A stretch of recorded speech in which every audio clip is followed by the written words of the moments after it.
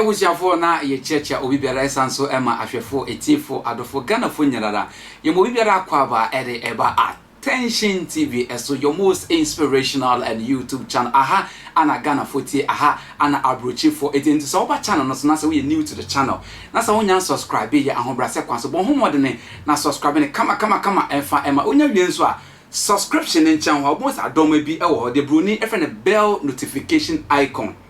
Bell notification icon won say wo but bell notification icon se na be ya enya the video fofo nya betudwa pe ubenya nkai bon anade broni every notification bi na so ba channel no so obehwe bi kama edi amaya ama wo so hu ne eko ene ne eba wo man iganam ebusiafo ene mesuma ba betena hot seat no so ene yenam abefo ntentan kese so social media so ana ensem eko so na yese de ba besom ahwefo etifo ene adofo enyina na ne yetense na wo twetwemu anase na wotwetwe mu ede kon na wotwe mienu so ana ye maame Dr. Grace Boadu efrimu ya na enye asem keto na ebra mami efrimu no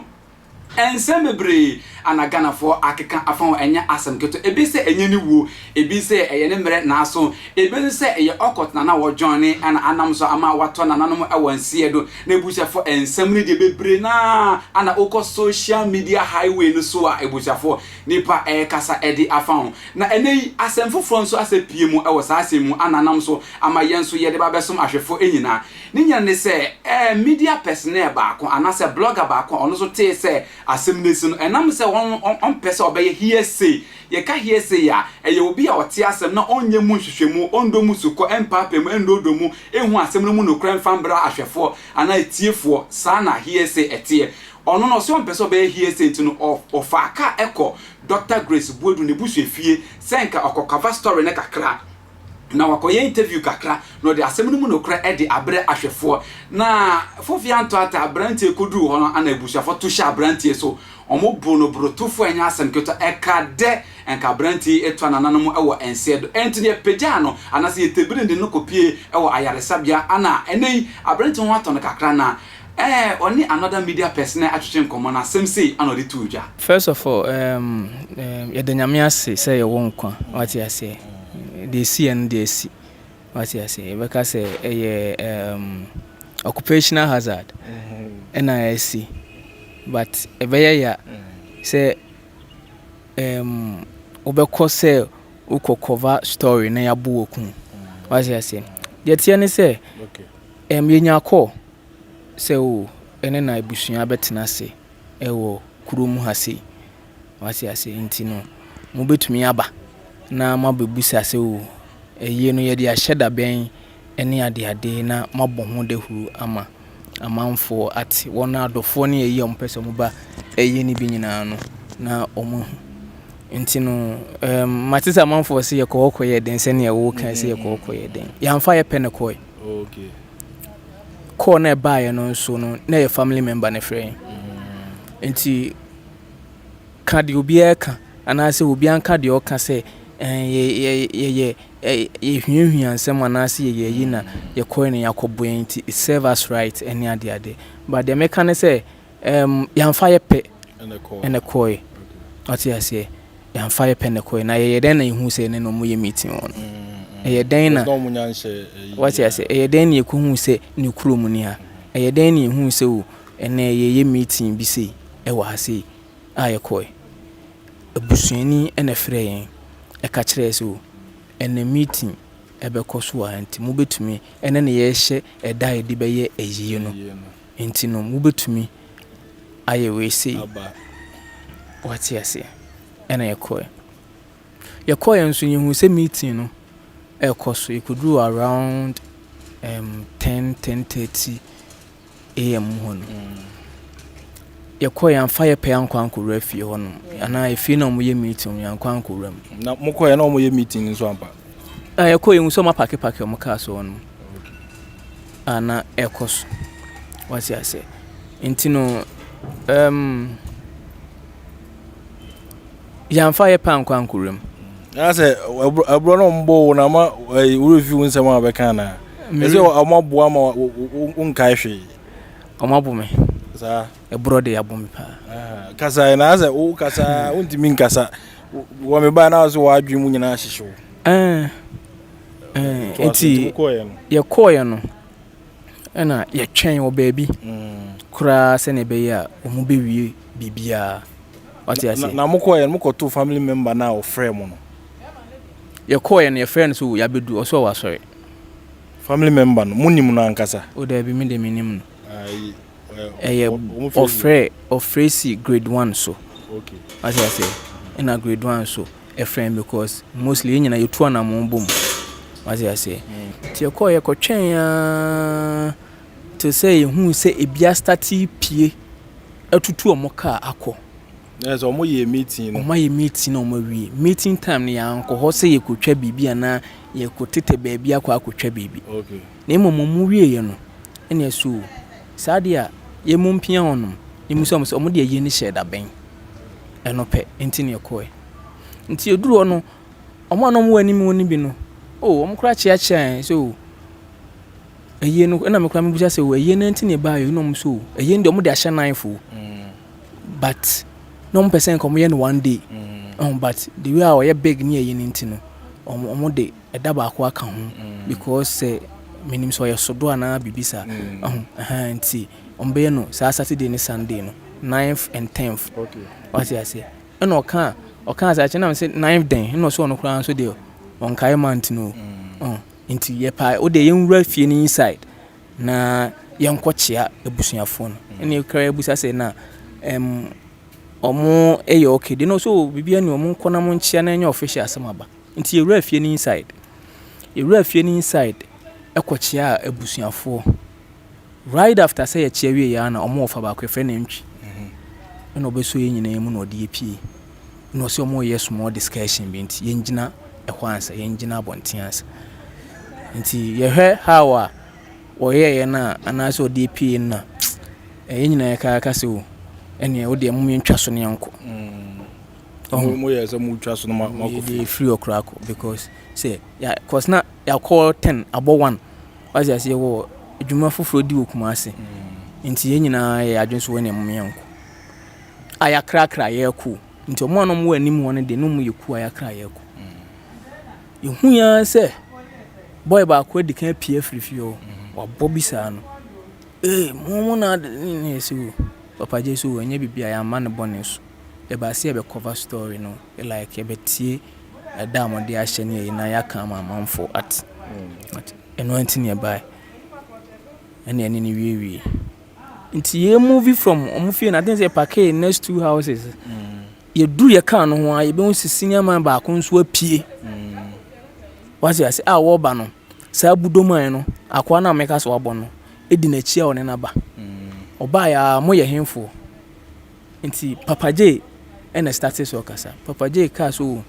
o senior we de anya bone na ye ba se anka ye bepe eyi ni mu enhyehyeye like arrangements na di mo bonani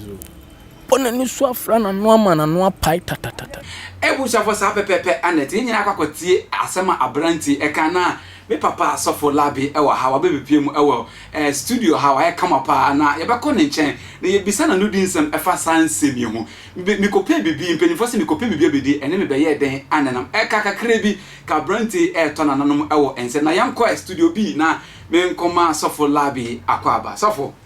yes me emo akwaba na apombo ko de ya me adom na ahwe yi ti okay na usi ministry ekosen ya me adom ti bibia ekototin Palace of Zion Erade Nyankopon so for the bebora ho the bebora but ye asem na aba no na ye nkasa fa odifo what ko tie what do you call it story ne kakra na wo hu se ne abrante no eche ne nsem na e de na wo ka fa sa asem quick one. In fact, ma michi obiasa, ma michia Attention TV, a T4 ne ahwefo nyina. Ma michi obapa o UK. Na me o da share interviews fa da bibia beba set bia no na bechia obapa. Bapa nya menhia. Na ma yanko ye ne mu e. Okay. Asamkasi a SCDA. In fact, ayas film. Ebra me share video no in fact me rehoy obi papa a krase me ko adwuma ba okay ebi ameke wakra ne mma wakra ne yere wakra abusua de kopa bibi abafie okay okoya senye nyame ne be mu a anka wantumi ansign wajini ansign na ji amafie okay men kai Ghana for yaw okay sasa mu bia na to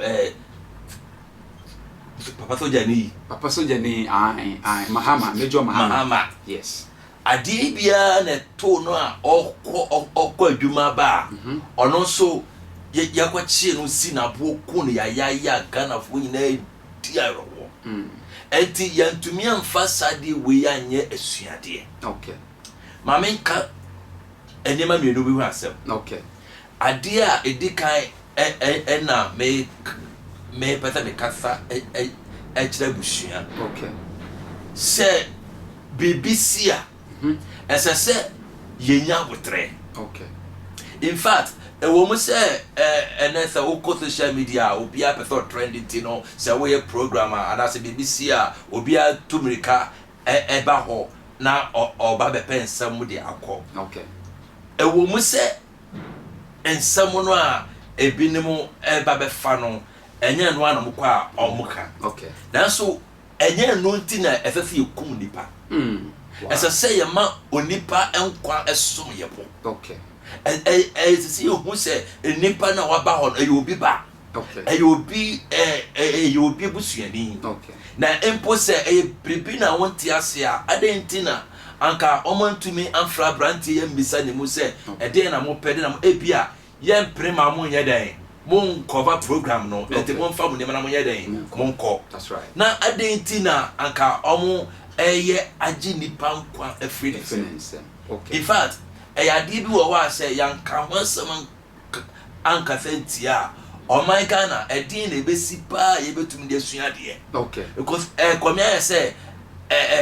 komia say BBC na ye di wa ro aka no wo but etwamu a na etwam okay yan kai say ebi adi kan sima ye di hu abobo di wa ro wo nti esese yetumi hwe say ye ma ebi enye den NCB okay anka asem kasia etisi se nyo nyankopon na bo emrante ya fofia anka barista am kayi frantoma sanso edi ayro ho se na ye debe esi ania abakura po a yedi ho abobo ye mami woyi that's right yegusu ayedi ho abobo a yenye den yendi wieye anka yesa kofa bia be den abefo na odifo what do you call it me support ne ebusuafo ne ye de but ne tene sense ntrofo ni bi nso duebo in a sense etodo mo kopeke story na etoda ensam na omo kopeke ye no ma be kan foforo kra eno na nam so ema me believe say nam so ma ebusuafo ne ye den eye ne sa no but you make a note ase aha enti na ya na reactions ni bi wo ha e was saying tinti I thought that reactions ni even echo but ya senti na kwese wo say we sika ni fanu in a sense say wo bo ebusuafo ni chin wo say ana so wo bo Ghana fo che wo say ejumayefo no so wo so temi correct chom kakra ana odwensen me tiafie pa but they me better be can say there is no way ya as I say onipa try say obeji ni nuankwa efrinisem okay onyankopon na ewo sa tumi no se o man kwa no jinkwa that's right well enti ewo mu se na me ka se ewo mu se etola bi a eya na media fo ni bi enyo mo adwuma yi that's right asam na o go fire no na wa fa caption foforo de atoso you see well ama asam a ebai wo ye ma mi wo yi hu in fact in someone enkofo kawo mframa mu no se wo yebusuani na wo te baabi a that's right in fact ebeya wo ya that's right se wo de hye atofom a wo de hu abobo a wo sun de hye a wo fra tuntumu a wo ye de osun de hye na obi so ete baabi na o to agu ni ba mu se o ka che nipa ese sikadro na ye sei na ye sei in fact se wo bisuani na sa woti fie na say with this ansem we on social media so ebeyewa yapa that's right but na me kire say enye no ntina efefe mo o try say wo be jinipa amwa ayede na before I forget na ne tie say abrante no say wan sorry prakope anko ho antam camera say okwakoye interview ba ebusuafo na ana mo frɛ na say empenyimfo tena se enti no nka obetia ba be interview enti no ono so bo no modern friend na mbrante say ne yankɔ because me nya call efi busuafo say yembra ne be capture our story no ana okoya say ekosi enti wususu say eden na beba ana den na be nam so ama wa to nsa frɛ me say bra na be fa story na echi musa ba bebu me ekumi ade ba ko amesua wo ne say omo ebisa brante ne say nipa na oton sa frɛ no say on cover program no on bisa say omo ko omo hu na na media metumi hu say a setup oh okay because adentina wa frɛ media say say na e cost nti mo metie na mo metwa emphasis okay say ye condemn media yi ni media omo ye adwuma yi okay eto da bia e wo mo say ba bia wunya no frɛchem that's right na so omo ka ho na ma nsam pie that's right in fact say enyo mo anka nsambu o anka yente that's right ba na wo dem na wo fa wo phone na wo hwɛ so ba news a ewo we na we dey with their phone dey ba but aka ne no say one ko hwɛ GTV with the GTV now what radio good yes why did you Choice FM. Choice FM. But and then no aye common amayen. That's right. Aye easy amayen say obia to me the ben amaye news ye koye nim. Okay. Enti ye koye nim mistakes but to me aye the ben abem.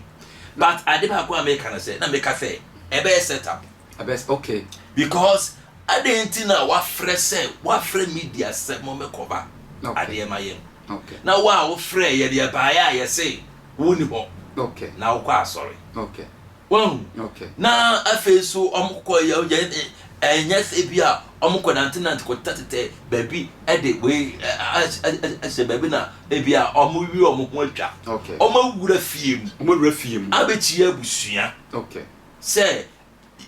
ntina ya ba ye o. Okay. Na o say ebram ko tia wi ena busua pani di omupia abonten. Okay. Well, and to next, I say, on Peneso say, as a song by the bay, a bit okay. And Tina, Opti, Sauti, the Yaw say, yes, almost free wakono. And now, Mato for ye day, I got to show us. That's right. So, and to me, say, Nipa now or tone safre, woman say, or more ambitious program. I didn't Tina Anka, sir. Owo hobia anko betumi defend emranti aka say oh mpamcho munyai na me na me frɛ wo mo say omo ametie na omo mfa ento emframa munya den emfa mai okay na senia omo ba ya omo ameto na omo ba ya yesibiri won abro won tete won tade a yes anka eya ye owu asem no na me ka say nipa na oto nsa efrɛ omo phone na oton sa from no me dem hu ne say ebia setup bi na mo ya ban okay akwai say Ghana no sesi ya no you be a friend instant judgment say obi fom sisi ya nka ne papa mu anka mremu de nka obi fom a wase nipa ne tebere no ekoma aposifo so ati ase na aposifo ne di because san say wunni right say odo nsa ebeka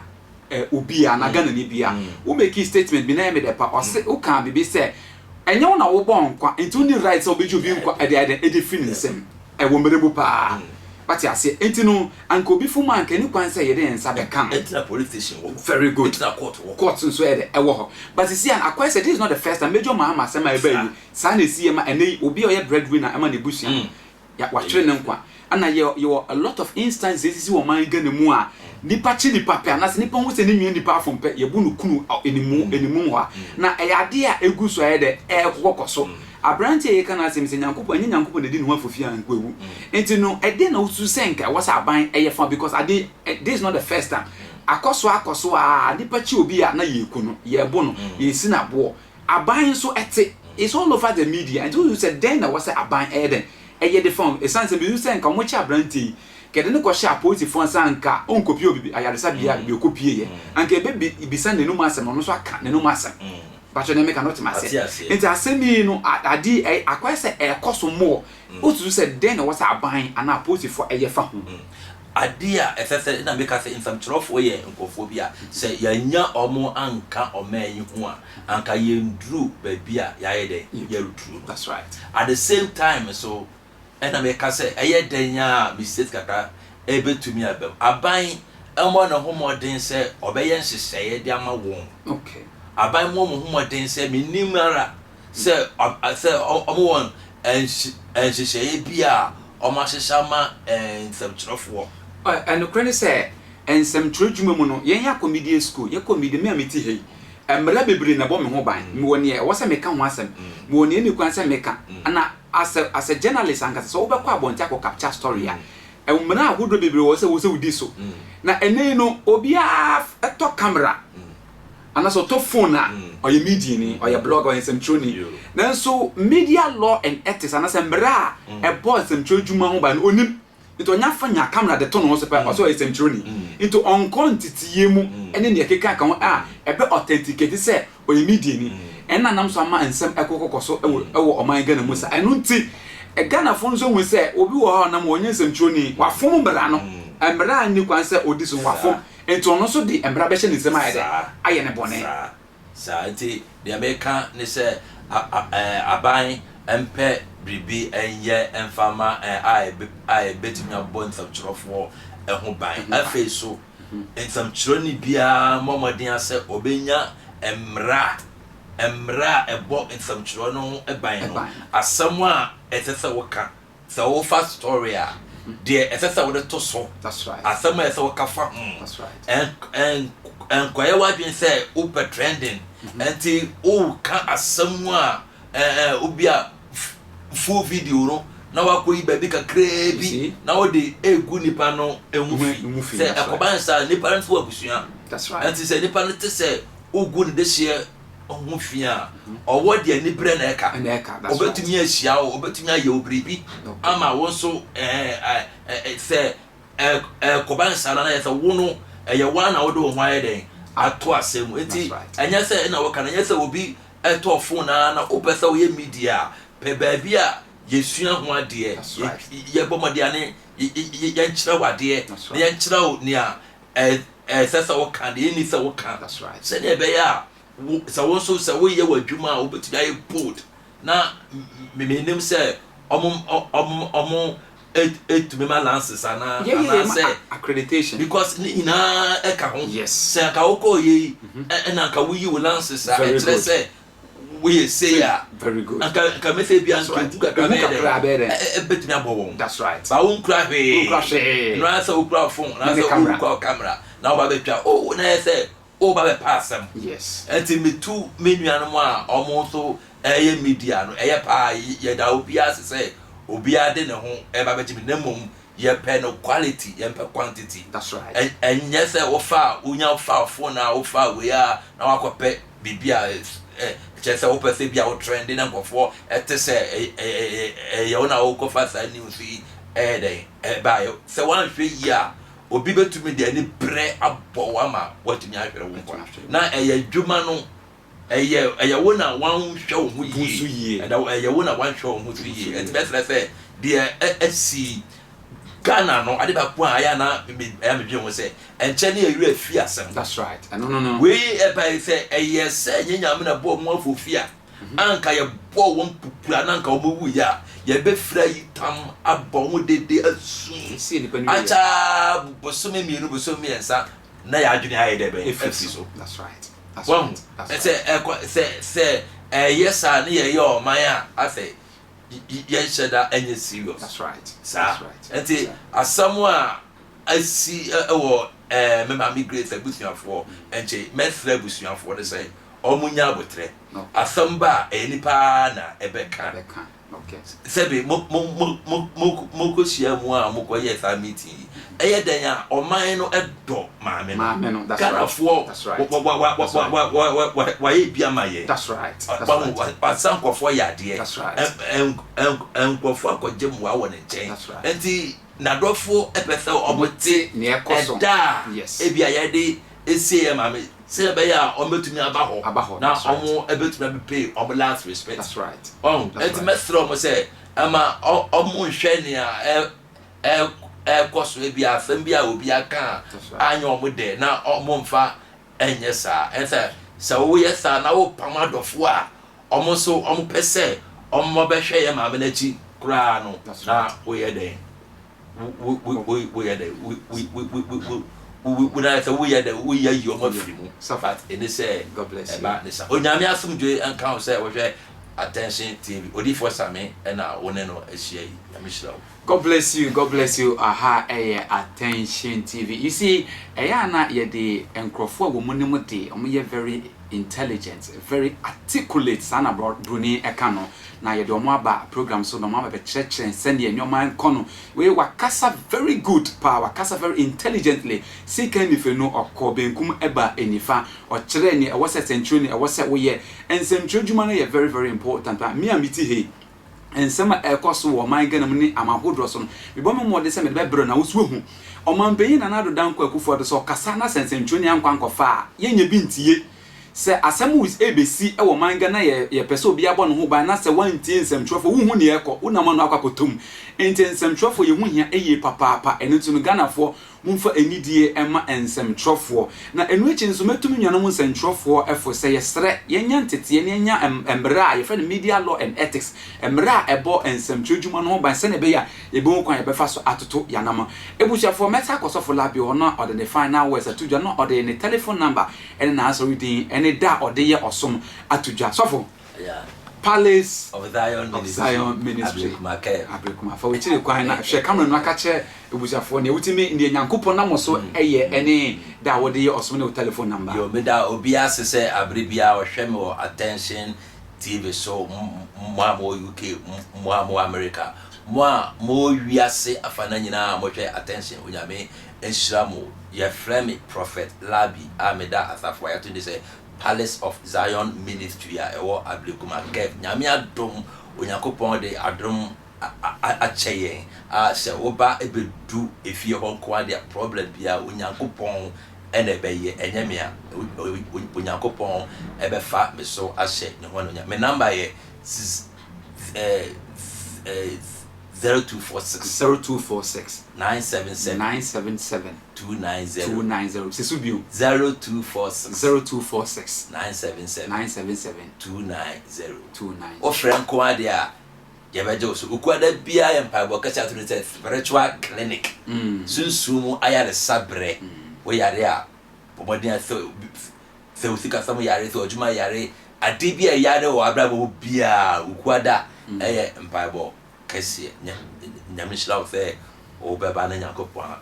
athawo yare nyamishla wo se obeba na nyankopon ahira wo yare sofo labi ana yene ne atwenko ebuchafo aha ana mede ensem ni nyina za aha na yede dwumedi ni nyina eba na ewemi amede ensem yi ebeso medi ara ene minister Jacob Knight na mede encha kese pa enko emfa ema odifo Eric akwesi entwi odifo back to back de bia mekase ne odidi na oma mebi edie nyankopon enshan papa pe eye osofo oda asafo a eye God's Revelation Ministry ano enten bon humodin se the number at the screen na se obetimi afrena on atwetwe nkom sanso ana me ankasa me madam Janet entwi nyankopon ensha obebi biara obia nyankopon enshan papa